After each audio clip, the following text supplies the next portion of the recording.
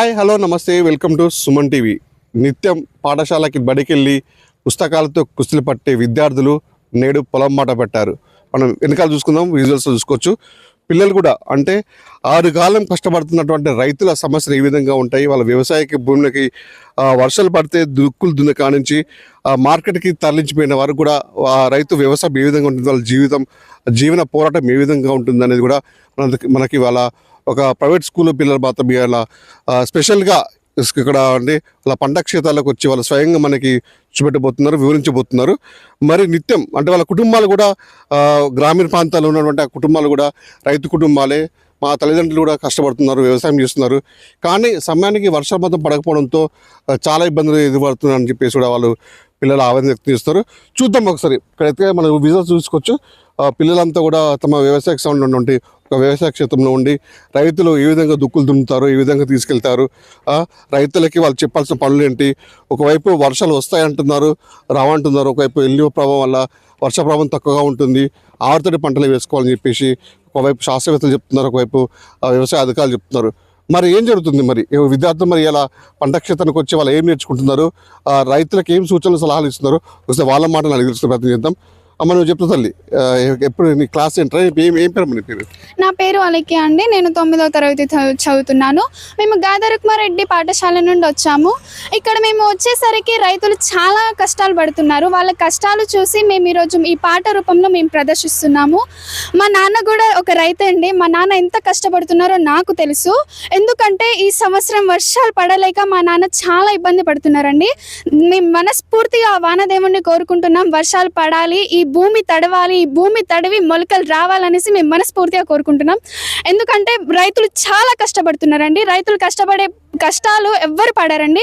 మేము మనస్ఫూర్తిగా కోరుకుంటున్నాం వర్షాలు ఈ సంవత్సరం బాగా కురిసి పంటలు బాగా. ఇప్పుడు రైతే దేశానికి వెన్నుముక అని చెప్పి మనం వింటున్నాము, రైతే రాదని చెప్తున్నాం. అంటే వాళ్ళు రైతులు ఏంది, మన వాళ్ళు పండించిన పంటలు మనం తింటున్నాము, బయట ఇతర దేశాలకు ట్రాన్స్పోర్ట్ అవుతుంది.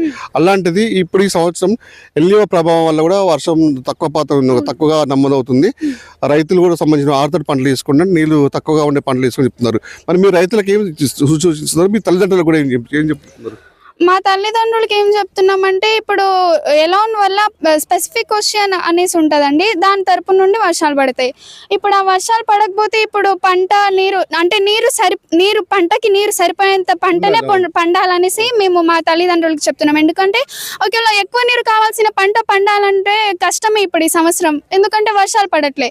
పంటకి సరిపడ్డ నీళ్లు పంట పండించుకోమని మేము మా నాన్నగారికి చెప్తున్నాం. స్కూల్ నుంచి ఇంట్లోకి వెళ్ళిన తర్వాత నాన్న వ్యవసాయ పనులకి ముగించి ఇంటికి వచ్చినప్పుడు ఏ విధంగా ఉంటాడు ఫీలింగ్? అంటే వర్షాలు రావట్లేవు, నా బాధ ఏంటి అని అమ్మతోని కుటుంబ చర్చించుకుంటే ఏ విధంగా అనిపిస్తుంది నీకు?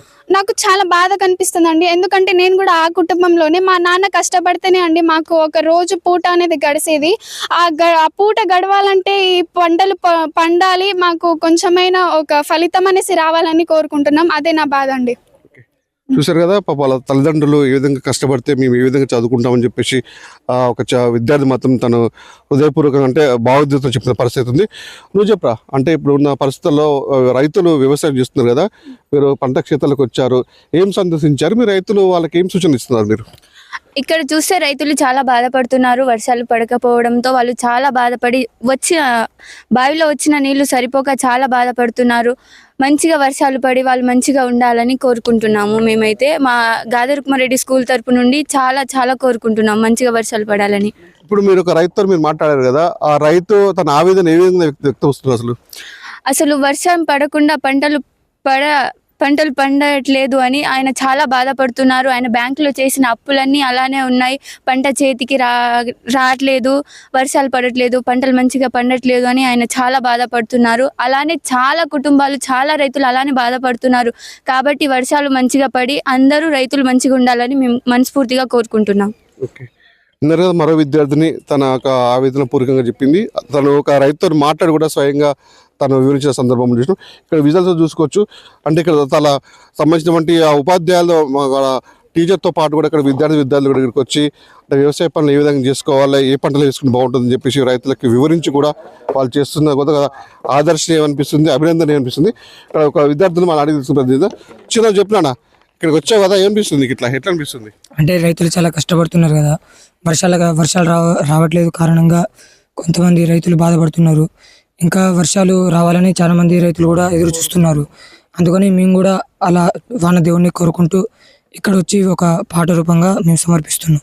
అంటే మీ ఇంటి మీద తర్వాత మీ ఇంట్లో కూడా అంటే సంబంధించిన పంటలు కొంచెం నాన్న వాళ్ళ వ్యవసాయ పనులు పోయిస్తారు కదా, పోయించిన క్రమంలో వాళ్ళు ఏ విధంగా ఫీల్ అవుతుంది? ఇంటికి వచ్చి అంటే వర్షాలు పడేట్లు ఈ సంవత్సరం ఏ విధంగా వెళ్ళాలి, అప్పులు ఎలా తీర్చాలని చెప్పేసి ఉంటాయి అలా మాటలని. అవును, మా మా మా అంటే మా నాన్న వాళ్ళు కూడా, మేము కూడా రైతులమే. మా వాళ్ళు కూడా రైతులు అంటే వానలు రావాలని వాళ్ళు కోరుకుంటున్నారు. అప్పులు ఉన్నాయి కాబట్టి పంటలు పండాలంటే వానలు రావాలి కదా, అందుకని వాళ్ళు కూడా వానలు రావాలని వాళ్ళు కోరుకుంటున్నారు. సరే, ఇక్కడ విద్యార్థులు ప్రతి ఒక్కరిని కదిలించినా కూడా ఆ రైతుల గురించి మాత్రం వాళ్ళు కన్నటి పర్యంతంగా వివరిస్తున్న పరిస్థితి ఉంది. అంటే ఇక్కడికి వచ్చినటువంటి ముందే సంబంధించిన ఉపాధ్యాయులు కూడా అంటే రైతులకు ఏ విధంగా మేలు జరుగుతుంది వ్యవసాయ పద్ధతులు అని చెప్పేసి కూడా వాళ్ళకి ఉపయోగకరంగా ఉండాలని చెప్పేసి, ఒక ఆదర్శంగా ఉండాలి, వాళ్ళకి ఒక స్ఫూర్తిదాయకంగా ఉండాలి, ఒక రిజల్ట్ రావాలి రైతులు అని చెప్పేసి తీసుకొచ్చిన ప్రయత్నం మాత్రం వాళ్ళ అభినందనీయం. మనతో మాట్లాడేందుకు ఉపాధ్యాయులను వాళ్ళని తెలుసుకుందాం. మేడం నమస్తే. అంటే ఇవాళ ఒక మంచి కార్యక్రమానికి మీరు స్వీకరించుంటారు, ఎందుకంటే ఎల్లినో ప్రభావం వల్ల వర్షాలు కూడా తక్కువ వర్షపాతం నమోదని తెలుస్తుంది మనకి. ఈ క్రమంలో మరి విద్యార్థులకి సందర్శన చేస్తున్నారు, ఈ విద్యార్థులు రైతులకు ఏ విధంగా సూచన సలహా ఇస్తున్నారు, మీకు ఎందుకు వచ్చింది మీకు ఆలోచన? ఈ వర్షాలు పడక రైతులు పడే కష్టాలను చూశాక మా టీచర్ నా ఉపాధ్యాయుడు శ్యామ్ సార్కి ఒక ఆలోచన వచ్చింది. పిల్లలతో పాటు ఒక కార్యక్రమం చేస్తే 10 మందిలో అది వెళ్ళింది అనుకోండి, అందరు కూడా ప్రజలు కూడా ఆలోచిస్తారు. అంటే ఆలోచన అంటే రైతుల యొక్క కష్టాలు, వాన లేక వాళ్ళు ఎంత ఇబ్బంది పడుతున్నారు, వాళ్ళకి అప్పులు కట్టలేక భార్య సొమ్ములు తాకట్టు పెట్టి వాళ్ళు తీసుకొచ్చిన ఆ నగదును పంట రూపంలో పెట్టినా కూడా అది ఏం ప్రయోజనం లేకుండా పోతుంది కదా దేవుడా, ఏంటి మాకు ఈ పరిస్థితి అననే ఆ రైతుల యొక్క ఆవేదన చూసి మనసు చలించి మా పిల్లలతోటి ఇలాంటి ఒక కార్యక్రమాన్ని చేపించి అందరి దృష్టికి తీసుకొస్తే బాగుంటుందని ఒక చిన్న కాన్సెప్ట్తో మేము ఈ ప్రయోగం చేసినామండి.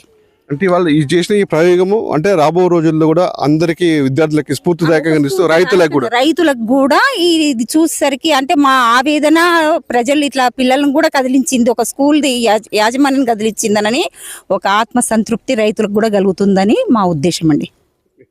విన్నారు కదా, ఇక్కడ మేడం కూడా అంటే వర్ష పరిస్థితుల్లో కూడా ఆ విద్యార్థులు చేస్తున్నటువంటి కార్యక్రమాన్ని కూడా అంటే వాళ్ళు ఏ విధంగా ఫీల్ అవుతుందని చెప్పేసి కూడా తన మాటలు చెప్పింది.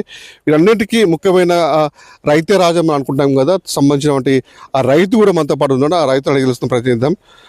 చెప్పండి, అసలు ఈ విద్య చూస్తున్నారు మీరు, అంటే ఈ పిల్లలంతా బడిలో పాటలు చెప్పుకుంటూ పుస్తకాలతో కుస్తీలు పట్టుకునే వీళ్ళంతా ఈవేళ పొలం పాట బట్టి కూడా చేస్తున్నారు. ఎట్లా అనిపిస్తుంది మీకు?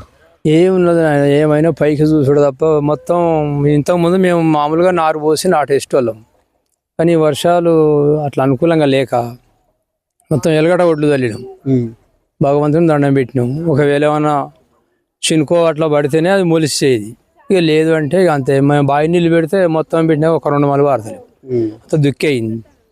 ఇంకా అంత తప్ప వేరే ఆరుతడి పంటలు వేయండి అని చెప్తున్నారా వ్యవసాయ అధికారులు, శాస్త్రవేత్తలు చెప్తున్నారు. మరి మేము కొద్దిగా గొప్ప చదువుకున్నాం, మా తల్లిదండ్రులకు అసలు ఏమాత్రం చదువు లేదు, అయినా వాళ్ళు ఆరుతడి పంటలు పండించారు.